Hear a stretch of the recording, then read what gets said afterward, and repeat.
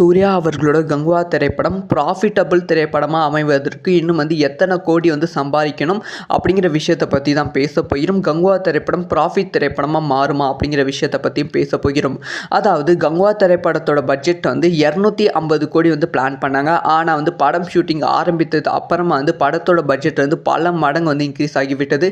சொல்லப்போனால் 297 கோடி ரூபாய் கங்குவா திரைப்படத்தோட பட்ஜெட்டாக ஆகிவிட்டது. அதுக்கப்புறம் படத்தோட ப்ரொமோஷனுக்காக ஞானவேல் ராஜா அவர்கள் அஃபிஷியலாக சொல்லியிருந்தாங்க, நாங்கள் 90 கோடி செலவு பண்ண போகிறோம் அப்படின்னு சொல்லியிருந்தாங்க.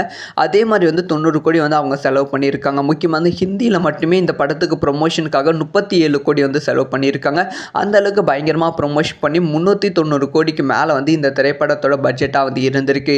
இப்போ இந்த திரைப்படம் எவ்வளவு கலெக்ஷன் பண்ணியிருக்கு பார்த்தீங்கன்னா 230 கோடி ரூபாய் கலெக்ஷன் பண்ணியிருக்கு.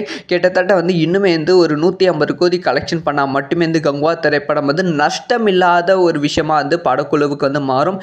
இவங்களோட உழைப்புக்கு லாபம் கிடைக்குமா கேட்டால் அது இன்னுமே 200 கோடிக்கு மேலே கலெக்ஷன் பண்ணணும். ஸோ இது வரைக்குமே ரிலீஸ் ஆகி ஒரு 8 நாட்கள் ஆகிவிட்டது. இப்போ தான் 230 கோடி கலெக்ஷன் பண்ணியிருக்கு. இந்த அடுத்தடுத்த நாட்களில் ப்ரொமோஷன் பயங்கரமாக பண்ணி டிஜிட்டல் ரைட்ஸ், அதுக்கப்புறமா ஓடிடி ரைட்ஸ், அதுக்கப்புறமா சேட்டிலைட் ரைட்ஸ், இது எல்லாமே சேர்த்து கங்குவா திரைப்படம் ப்ராஃபிட்டபிள் ஜோனில் வந்துவிடும் அப்படின்னு சொல்லி ரசிகர்கள் எதிர்பார்த்து காத்திருக்காங்க. ஸோ ஞானவேல் ராஜா அவர்களுக்கு இது ப்ராஃபிட்டபிள் ஜோன் வரலைன்னா ஒரு பெரிய சிக்கலாக ஞானவேலுக்கு ஆகிவிடும்.